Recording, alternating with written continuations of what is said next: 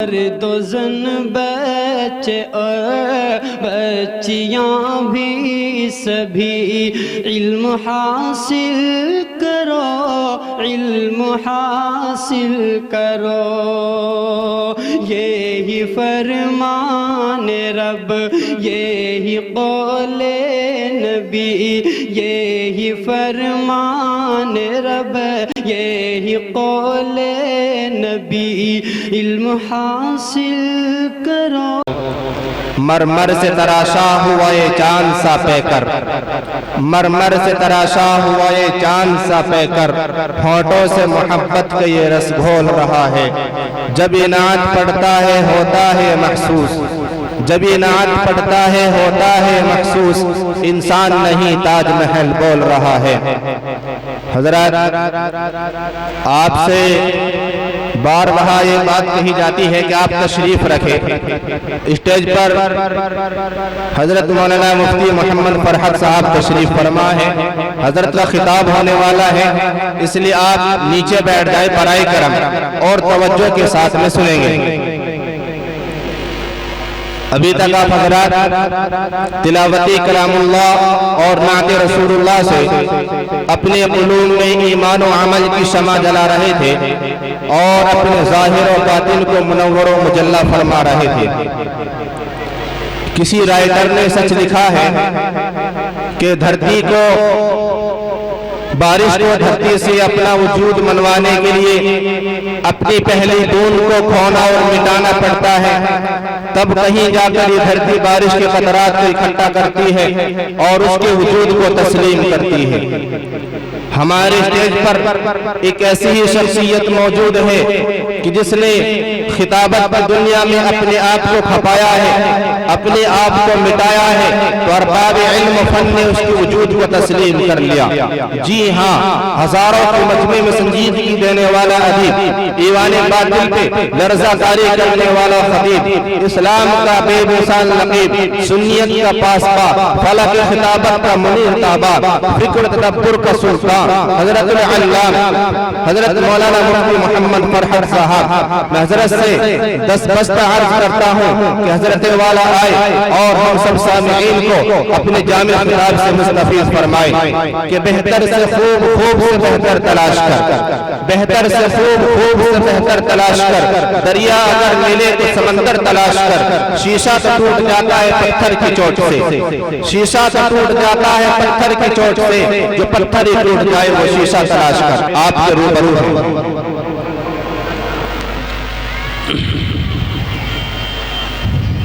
अल्हम्दुलिल्लाह अल्हम्दुलिल्लाह नहमदुहु व नस्तईनुहु व नस्तगफिरुहु व नु'मिनु बिही व नतवक्कलु अलैहि व नऊज़ु बिल्लाहि मिन शुरूरि अनफुसिना व मिन सय्यिआति अमालिना। मन यहदिहिल्लाहु फला मुज़िल्ल लहु व मन युज़लिलहु फला हादिय लहु व नशहदु अल्ला इलाहा इल्लल्लाहु वहदहु ला शरीका लहु व नशहदु अन्ना मुहम्मदन अब्दुहु व रसूलुहु सल्लल्लाहु अलैहि व अला आलिहि व अस्हाबिहि व बारक व सल्लम। अम्मा बाद, फ़अऊज़ु बिल्लाहि मिनश शैतानिर रजीम। बिस्मिल्लाहिर रहमानिर रहीम। मन अअरज़ अन ज़िक्री फ़इन्न लहु मईशतन ज़न्क़न व नहशुरुहु यौमल क़ियामति अअमा। व क़ाल तआला वलक़द यस्सरनल क़ुरआन लिज़्ज़िक्रि फ़हल मिन मुद्दकिर। व क़ाल नबी सल्लल्लाहु अलैहि वसल्लम इन्ना लिल्लाहि तआला अहलीन मिनन नास। क़ालू मन हुम या रसूलल्लाह। क़ाल अहलुल कुरआन हुम अहलुल्लाहि व खास्सतुहु। वक़ाल अय्ज़न मसलुल क़ल्बि अल्लज़ी लैसा फ़ीहि शैउन मिनल कुरआन कबैतिल ख़रीब औ कमा क़ाल अलैहिस्सलातु वस्सलाम। मोहतरम सामईन और हाज़रीन जलसा,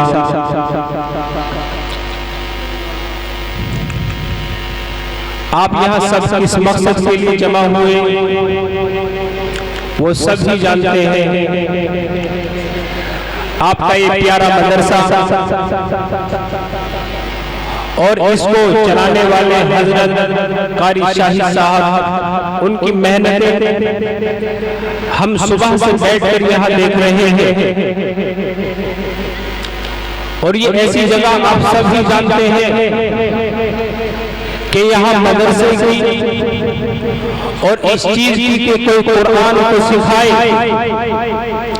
और दीन की बातों को सिखाए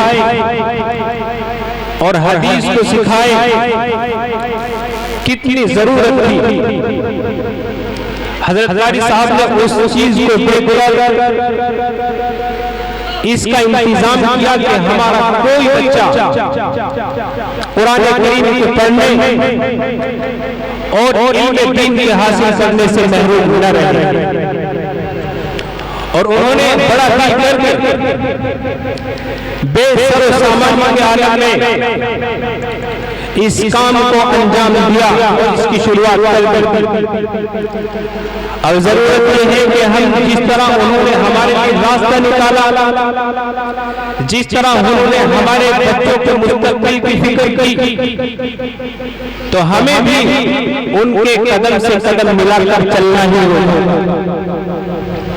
क्योंकि जब जब नुसरत नहीं होती, जब जब किसी को साथ नहीं मिलता, वो कामयाबी की सीढ़ियां नहीं चढ़ सकता। बहुत से लोगों का मानना तो ये है कब 1 साल हो गया है, अब ये मौलाना लोग जलसा करेंगे और पैसा इकट्ठा करेंगे। क्या इन्हें शर्म नहीं आई? शर्म तो जरूर आता है। चंदा मांगने में हर आदमी का दिल है, हर आदमी की गैरत है कि उसे शर्म आए। लेकिन अगर शर्म करी तो आप याद रखिए हमारे बच्चों के हाथ से कुरान छीन जाएगा। अगर हम लोगों ने, अगर मौलाना लोगों ने शर्म की तो हमारे बच्चे दीन से दूर हो जाएंगे। और हमें क्या शर्म करनी है जब असलाफ ने शर्म नहीं। हम तो नबी सल्लल्लाहु अलैहि वसल्लम के वारिस हैं, उलमाए किराम अंबिया के वारिस हैं।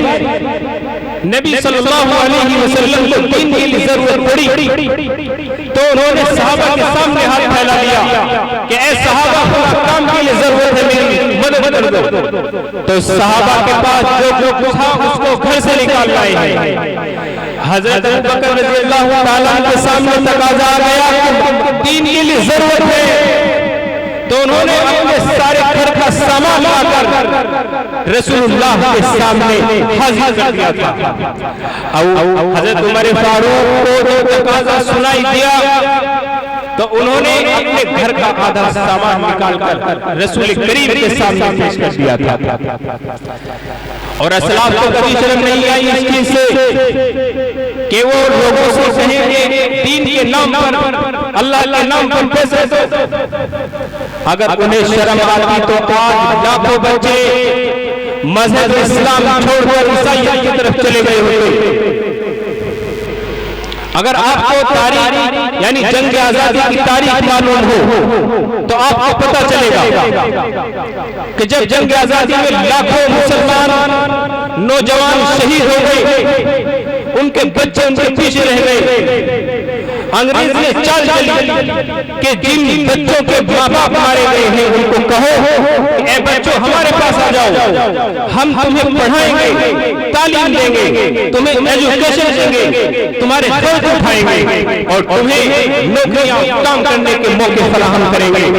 लेकिन जब उलमाए किराम को इस बात का पता चला कि अंग्रेजी नापाक चाल चलना चाहता है और हमारे बच्चों को तालीम के नाम पर मजहब से निकालकर ईसाई बनाना चाहता है और हमारे बच्चों के हाथ से कुरान छीनना चाहता है, तो लोगों के सामने निकले और उन्होंने कहा कि ऐ बच्चों, तुम्हारे वालिदैन न हो कोई बात नहीं है, तुम्हारे वारिसीन खत्म हो गए, तुम्हारे मुहाफिजीन खत्म हो गए, कोई बात नहीं, लेकिन हम तुम्हारे वारिस हैं, हम तुम्हारे मुहाफिज हैं, तुम अंग्रेज की तरफ मत जाना, तुम्हें हमारी तरफ आना है। हम लोगों के सामने निकलेंगे, उनसे 1 पैसा 2 पैसा 10 पैसे मांगेंगे और तुम्हें पढ़ाएंगे और तुम्हारे साथ ये एहसान करेंगे कि तुम्हारे हाथ में कोई दूसरी मजहबी किताब नहीं, बल्कि हम तुम्हारे हाथ में कुरान देंगे, तुम्हें रसूलुल्लाह का सच्चा उम्मती बनाएंगे, तुम्हें इस्लाम का मुहाफिज और सिपाही बनाएंगे। अगर सहाबा और अगर असलाफ ने, अगर उलमाए किराम ने ये कदम नहीं उठाया होता तो आप समझ सकते हैं कि लाखों बेचारे मुसलमान बच्चे आज मजहब इस्लाम को छोड़कर ईसाईयत की तरफ चले गए होते, लेकिन उन्होंने इस शर्म को नहीं देखा, उन्होंने अपनी इज्जत को रख दिया अपने मुसलमान बच्चों के मजहब को बचाने के लिए। और अगर आज कोई ऐसा कहता है कि 1 साल हो गया है कि मौलाना लोगों का वही काम, तो ये तो खुशकिस्मती है मेरी कि अगर मेरा 1 पैसा मदरसे में लगे, मस्जिद में लगे, वरना कई बार तो ऐसा होता है कि पैसा ज़ाय हो जाता है, ऐसी जगहों पर पैसा लगता है, खुदा नाराज होता है। अगर आप फरजाना बेगम की तारीख पढ़ोगे तो आपको पता चलेगा कि एक मुसलमान थी, उसके पास लाखों अशिया रखी हुई थी, लेकिन खुदा ने उसके पैसे से दीन पर नहीं लगाया, खुदा ने उसको गुमराह कर दिया और पैसे चर्च पर लगा, उसका पैसा ईसाईयत पर लगा, उसका पैसा लोगों पर लगा जो खुदा के रास्ते से भटकाते हैं। अगर मेरा पैसा लगे तो ये तो मेरी खुशकिस्मती है, कुरान पर मेरा पैसा लग जाए तो ये तो मेरी बहुत बड़ी तकदीर की बात है, क्योंकि कुरान करीम तो वो किताब है जिसे हम तक पहुंचाने में सहाबा ने अपना खून बहा दिया। 70 सहाबा-ए-किराम जो कुर्रा थे वो इस कुरान को फैलाने के लिए मदीना से निकले थे, लेकिन काफिरों को ये बेहतर नहीं लगा कि कुरान फैले। उन्होंने सहाबा-ए-किराम को बेटे से शहीद कर दिया और 70 बड़े कारी सहाबा यूं अल्लाह के नाम और उसके कुरान को फैलाने के लिए अपनी जान को निसार कर दिया। लेकिन बाद वाले सहाबा ने उन्हें देखकर के वो मारे गए तो हम क्यों दीन फैलाएं, हम तो कुरान की इशाअत करें। उन्होंने ऐसा बिल्कुल नहीं सोचा, बल्कि वो भी निकले और कुरान को मदीना से शुरू किया, मक्का तक पहुंचाया, कूफा तक पहुंचाया, बसरा तक पहुंचाया और हम तक हिंदुस्तान तक पहुंचाया। अगर आज मुझे कुरान पढ़ना आता है तो वो उन्हीं सहाबा का खून है जिसके जरिए से कुरान अरब से चलकर हिंदुस्तान तक आया।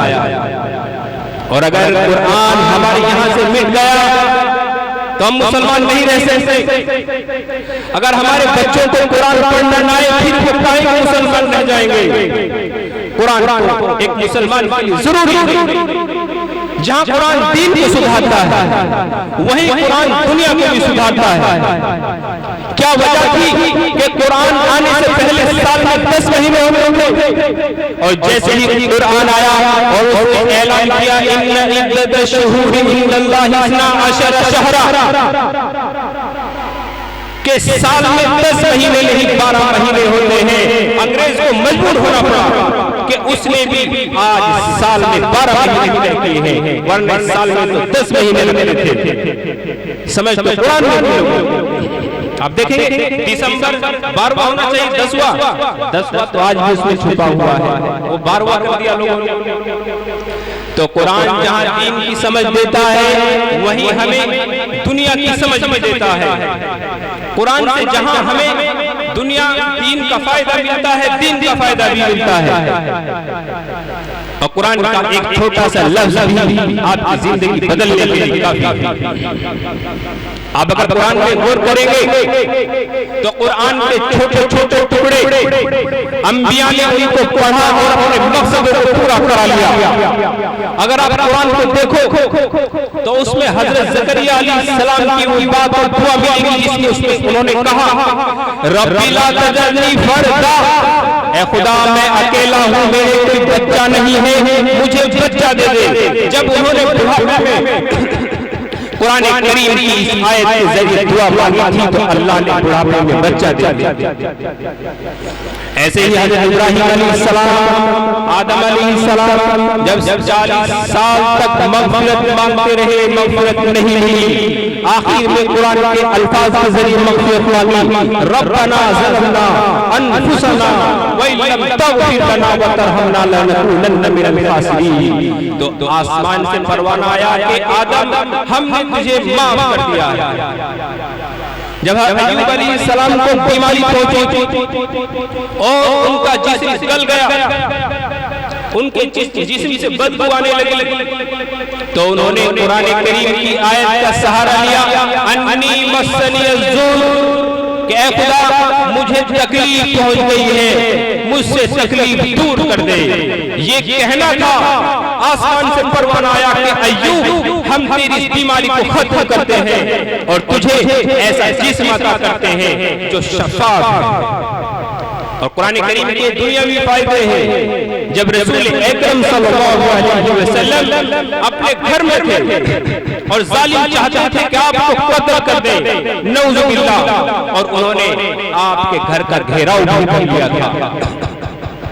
हर एक ओबाश किस्म का लड़का हर खानदान से मौजूद था और हालात कहने लगे थे कि आज हो न हो नबी करीम सल्लल्लाहु अलैहि वसल्लम को सुबह का सूरज नजर नहीं आने वाला है। लेकिन फिर क्या होता है, कुरान करीम का करिश्मा सामने आता है और आप पढ़ते हैं फ़अग़शयनाहुम फ़हुम ला युबसिरून।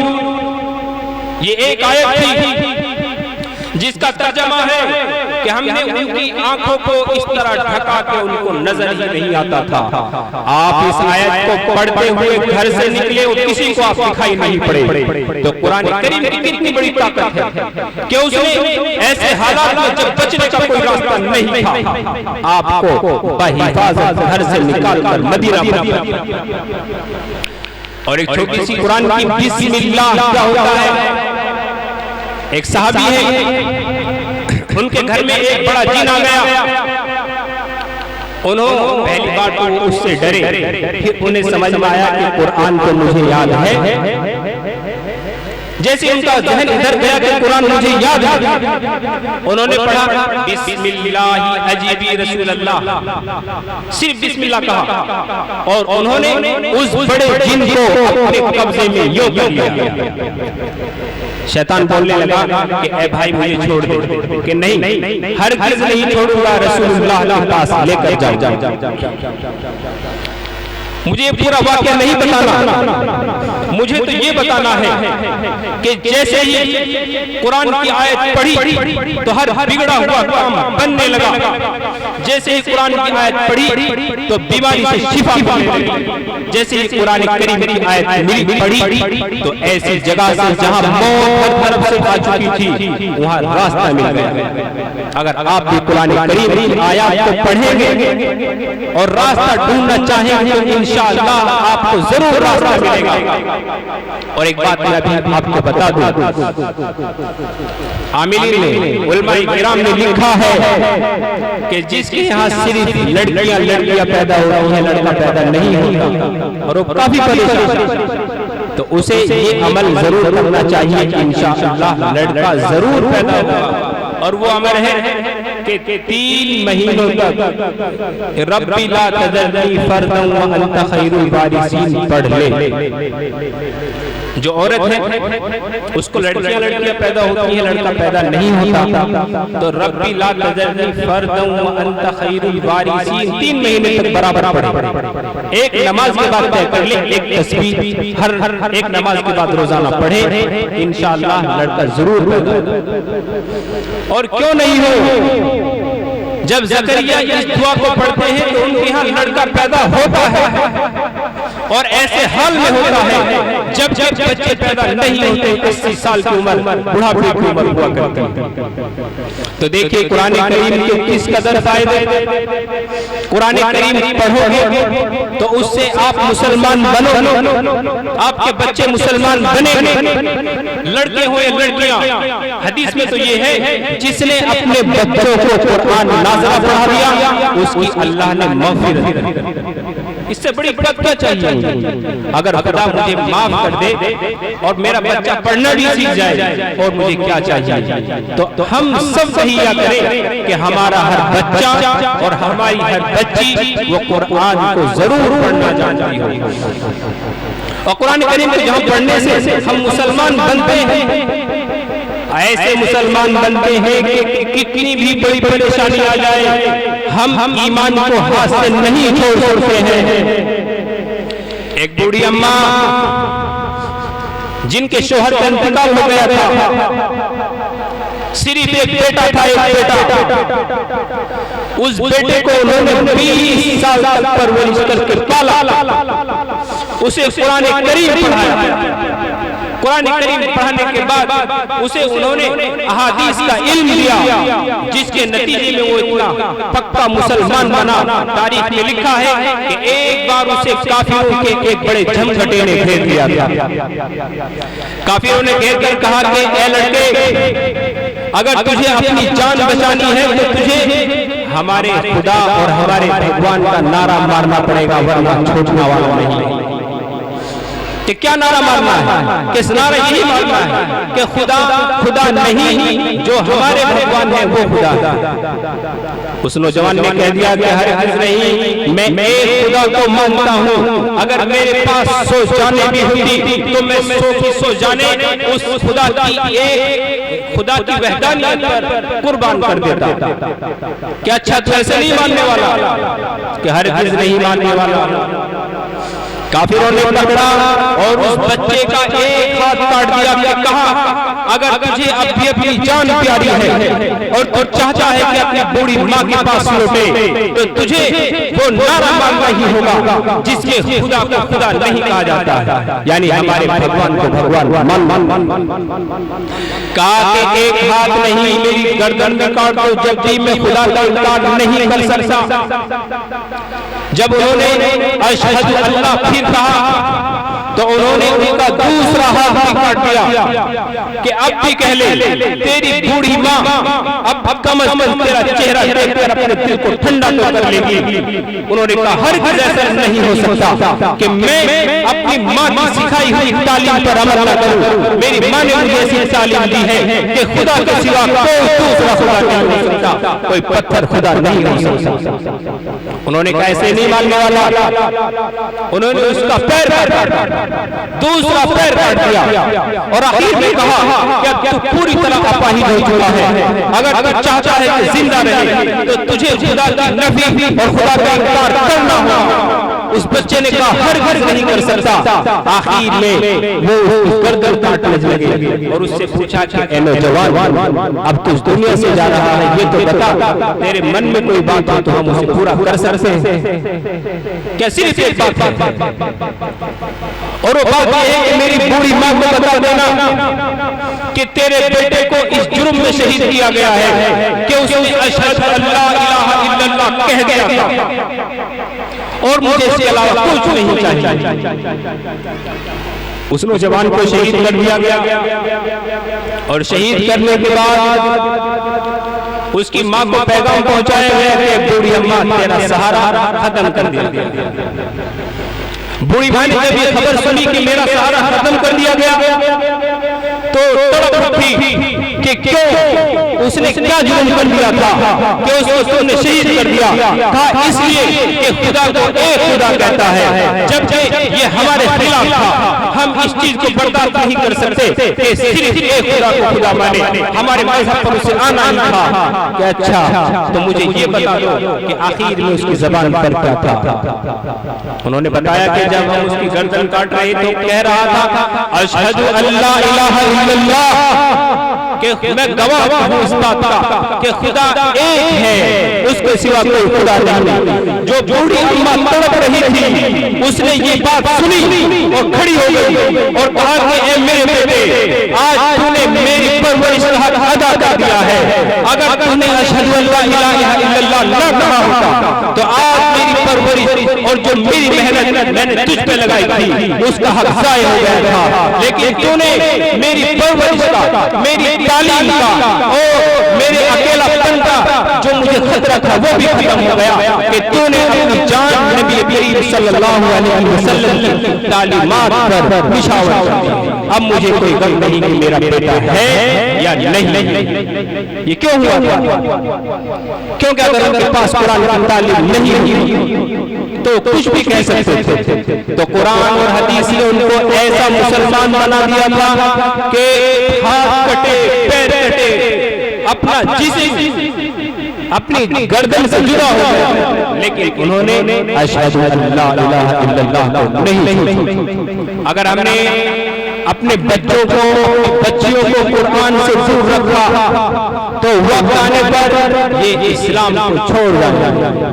लेकिन अगर इन्होंने कुरान को पढ़ा, इन्होंने हदीस को पढ़ा तो दुनिया की कोई ताकत इन्हें मजहब इस्लाम से अलग नहीं कर सकती है। जैसे अंग्रेज ने चाहा था कि इस कुरान को पहले खत्म कर दो ताकि मुसलमान पूरी तरह से कमजोर पड़ जाएं, लेकिन मौलाना कासिम नानवी ने बात साबित कर दी थी कि कुरान को खत्म करना आसान नहीं है। कुरान कागजों पर नहीं, कुरान जिस तरह लोहे महफूज पर लिखा हुआ है वो हमारे दिलों में, हमारे बच्चों के दिलों में भी लिखा हुआ है। कोई ताकत उसे हमारे दिल से हर नहीं निकाल सकती है। कौन निकाल सकता है कुरान करीम को? जितने मराहिल कुरान पर आए हैं कोई दूसरा मजहब होगा तो अब तक मिट गया होगा। जब 1989 में रूस में कम्युनिस्ट की सरकार बनी थी, अगर आप उस तारीख को पढ़ेंगे जहां पाबंदी लगाई गई कि कुरान पढ़ना जुर्म है, जो कुरान पढ़ेगा उसको सजाए मौत मिलेगी। लेकिन तारीख ने साबित किया कि जिस मुल्क में कुरान पढ़ने पर, कुरान रखने पर फांसी की सजा होती थी, वहां बच्चे कुरान नाज़िल नहीं हिफ्ज़ करने लगे थे। वो कैसे? यही उलमाए किराम, यही मौलाना लोग जब कुरान पर पाबंदी लगी तो इन्होंने ऐलान किया कि हम मदरसों को बंद करते हैं, लेकिन बच्चे पढ़ेंगे कैसे? उन्होंने एक तरकीब निकाली। हर मौलाना ने दुकान खोली, कोई टेलर की दुकान करता था, कोई परचून की दुकान करता था, कोई कपड़ों की दुकान करता था, और बच्चों को बुलाते थे कि ए बच्चों आओ हम तुम्हें कुरान पढ़ाएंगे। लेकिन कुरान पढ़ने का नाम लेकर नहीं आना, तुम्हें ये कहकर आना है कि हम तो काम सीखने के लिए दुकान पर जाते हैं। काम बच्चे काम सीखने के लिए दुकान पर आते थे, मौलाना उन्हें एक आयत, दो आयत, तीन आयत रोजाना पढ़कर सुनाते थे। बगला बच्चा अगले दिन फिर आता और दो आयतें और सीखता था। तो इस तरह उस मुल्क में जहां कुरान रखने पर पाबंदी थी, जहां कुरान रखने पर फांसी की सजा मिलती थी, वहां अब नाज़िल कुरान पढ़ने वाले नहीं बल्कि हर बच्चा हाफिज़ कुरान बन गया था। और हुकूमत ने पूरी ताकत लगाने के बावजूद इस चीज का एतराफ किया कि हम कुरान को कभी भी खत्म नहीं कर सकते हैं। और अगर किसी को धोखा है कि कुरान खत्म होगा, मजहब खत्म हो जाएगा, खुदा की कसम हरगिज़ खत्म नहीं हो सकता। ये तो मेरी और आपकी खुशनसीबी है कि हमें कुरान करीम पढ़ने को मिला। ये तो मेरी खुशनसीबी है कि मेरा पैसा कुरान पर लग गया। ये तो मेरी खुशनसीबी है कि मेरा पैसा हदीस पर लग गया, वरना मैं आज इरादा कर लूं कि मैं अल्लाह के नाम पर कोई पैसा नहीं देने वाला। वो ऐसी कौम को पैदा करेगा जो सिर्फ दीन का काम करने के लिए काफिर होगा, किसी के सामने हाथ नहीं फैलाएगा। तो मेरे कहने का मकसद सिर्फ था कि कुरान करीम को इतना हो बात में अपने बच्चों को पढ़ाएं, अपनी बच्चियों को पढ़ाएं, और बड़े जो लोग हैं वो भी कुरान करीम पढ़े। अबू हुरैरा रज़ी अल्लाह ताला बूढ़ी उम्र में कुरान पढ़ते थे। सलमान फारसी रज़ी अल्लाह ताला 300 साल की उम्र में कुरान पढ़ना सीखा। कोई ये नहीं कह सकता कि मेरी उम्र बड़ी हो गई है मैं कैसे कुरान पढ़ूंगा, हरगिज़ नहीं। ये उज़ुर ही नहीं है कुरान में। आप 90 साल की उम्र में कुरान पढ़ना सीखो, आपको कुरान पढ़ना आएगा। गांव में हमारे पास वो आदमी है जो अलिफ नहीं जानता, बा नहीं जानता, ता नहीं जानता, लेकिन उसने मेहनत और 2 सालों के अंदर सूरह यासीन को पूरा याद कर लिया। उसे कायदा पढ़ना नहीं आता। और हमारे गांव का ही हर एक आदमी जिसने 2 साल लगाए और सूरह यासीन को पूरा याद कर लिया। ये कैसे हुआ? तो मुझसे पूछते थे रोजाना कि मौलाना इससे आगे क्या आयत आई, इससे आगे क्या आयत आई, और 2 साल में उन्होंने सूरह यासीन पूरी। जिसने कभी मदरसे का मुंह नहीं देखा। तो कुरान करीम तो ऐसी आसान किताब है। अल्लाह कहते हैं वलक़द यस्सरनल कुरआन लिज़िक्रि फहल मिन मुद्दकिर, कि हमने कुरान को आसान कर दिया तो क्या कोई नसीहत हासिल करना चाहता है? जब खुदा खुद कहता है कि कुरान तो आसान है, फिर क्या रह गया? और हदीस में आपके सामने पढ़ी थी जिसमें यह है कि एक मौके पर रसूल करीम सल्लल्लाहु अलैहि वसल्लम ने कहा कि कुछ लोग इंसानों में अल्लाह के कुनबे के लोग होते हैं। साहबा ने कहा या रसूल अल्लाह वो कौन है जो खुदा के कुनबे के लोग होते हैं? कि हाँ, कहा अहलुल कुरआन हुम अहलुल्लाहि व खासतुहु, कि कुरान पढ़ने वाले आदमी ये अल्लाह के कुनबे के और खास। तो अगर हम अल्लाह के कुनबे के लोग बनना चाहते हैं तो हमें कुरान पढ़ना ही होगा। और दूसरी बात जो मैंने पढ़ी थी कि अगर हम अपनी जिंदगी को खुशहाल बनाना चाहते हैं, हम अपनी परेशानियों को खत्म करना चाहते हैं, घरों में मुसीबतों के डेरे पड़े हुए हैं, पूरी दिन आदमी काम करता है, कमाता है, लेकिन घर में बरकत नहीं होती, इसकी वजह क्या है? अल्लाह ने खुद बयान किया मन अअरज़ अन ज़िक्री फ़इन्न लहू मईशतन ज़ंका, कि जो मेरे कुरान से एराज करेगा, दूर भागेगा, उसको नहीं पढ़ेगा, तो मैं उसकी जिंदगी तंग बना दूंगा। वनहशुरुहु यौमल क़ियामति आमा, और क़ियामत के दिन उन्हें अंधा बनाकर उठाऊंगा। तो मुसलमान परेशान है क्यों?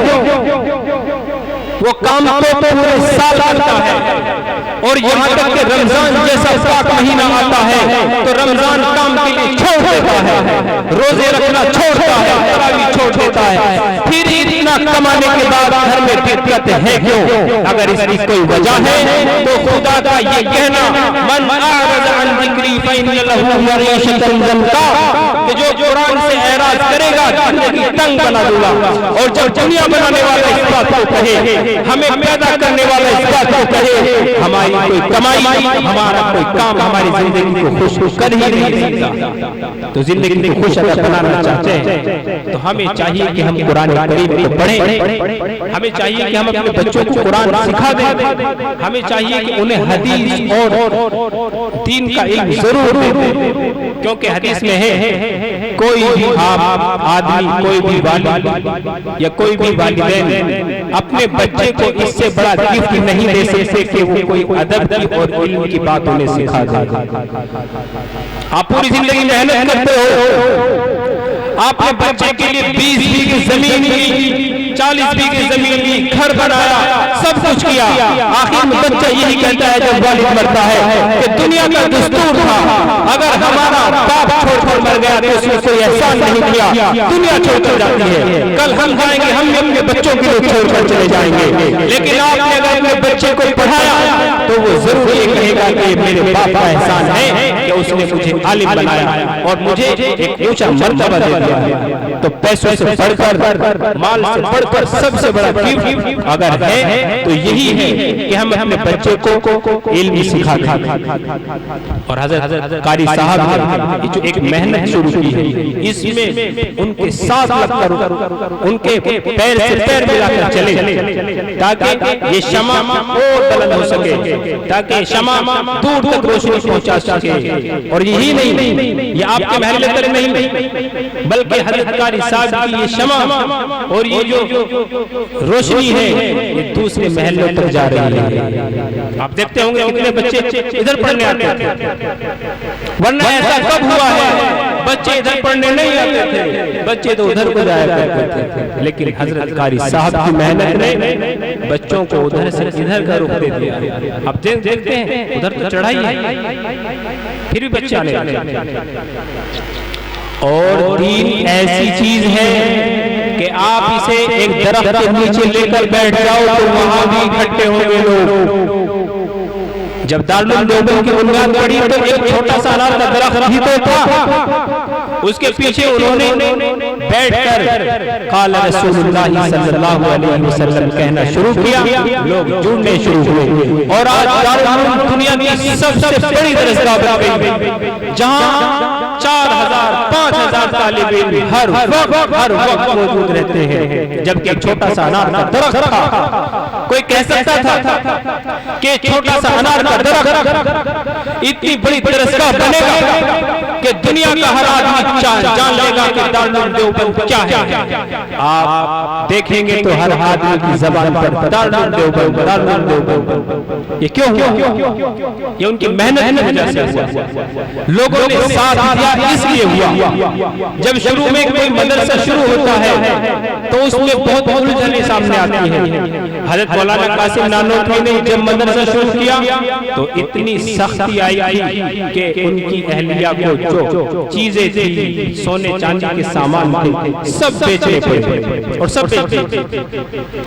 इस कुर्बानी का नतीजा हुआ कि अल्लाह ने उसे दुनिया की सबसे अजीम दरगाह बनाया। और कुरान करीम ने ही उसको बुलंदी दी। हदीस में तो है कि अल्लाह इस कुरान के जरिए लोगों को बुलंद कर देते हैं। एक बच्चा कुरान पढ़ता है, सब उसकी इज्जत करते हैं। एक आदमी कुरान नहीं पढ़ता, उसको कम करते हैं। आप कुरान पढ़ना सीखो, लोग आपकी इज्जत करने लगेंगे। तो कुरान करीम जहां दीन की समझ देता है, दुनिया की भी समझ देता है। और ऐसे ही ये उन चीजों को सिखाता है जिसके जरिए से इंसान मालूम नहीं हमारे मन में क्या बात बैठ जाए और हमारी नजात का जरिया बने। जुबैदा एक मशहूर मलिका है, रानी है। उसने सुना था कि जो अल्लाह के नाम का अदब करता है उसे जन्नत मिलती है। इस बात को अपने ध्यान में रखा। एक दिन वो अपने महल में झूला झूल रही थी और उसका सर खुला हुआ। अचानक अजान होनी शुरू हुई और उसने अपना झूला रोका और एकदम अपने सर पर दुपट्टा रखा और इसके बाद एक लंबी जिंदगी गुजारी और मरी। मरने के बाद एक वली अल्लाह ने उसको ख्वाब में देखा कि अल्लाह ने उसको जन्नत में दाखिल कर दिया। वली अल्लाह पूछते हैं कि ऐ जुबैदा तुझे इसलिए अल्लाह ने जन्नत में दाखिल किया होगा कि लोगों को तूने बहुत तोहफे तोहफे किए थे, अल्लाह के नाम पर बहुत काम किए थे, तूने बगदाद से अफगानिस्तान तक नहर खुदवाई थी, इसलिए शायद खुदा ने तुझे जन्नत में दाखिल कर दिया होगा। जुबैदा कहती है नहीं, बल्कि मुझे खुदा ने इसलिए जन्नत में दाखिल कर दिया है कि मैंने सुना था कि अल्लाह का जो नाम है उसका अदब करने से जन्नत मिलती है। तो एक दिन अजान हो रही थी, मेरा सर खुला हुआ था, मैंने झूला रोका और अपने सर पर मैंने दुपट्टा रख लिया। तो खुदा ने इसी छोटी सी बात की वजह से मुझे जन्नत में दाखिल कर दिया। तो दीन की बात जो हमें मालूम नहीं कब हमारी निजात का जरिया बन जाए। तो जितने लोग यहाँ बैठे हुए हैं वो सब सहिया कर लें कि हम अपने हर बच्चे को कुरान जरूर सिखाएंगे। बच्चा कुरान सीखेगा और अल्लाह के रसूल की हदीस हम पर सादिक आएगी कि उसके वालिदैन की मग़फ़िरत कर दी जाएगी। तो इंशाअल्लाह हम इस पर अमल करेंगे और कारी साहब का साथ भी देंगे। वमा तौफीक़ुना इल्ला बिल्लाहिल अली।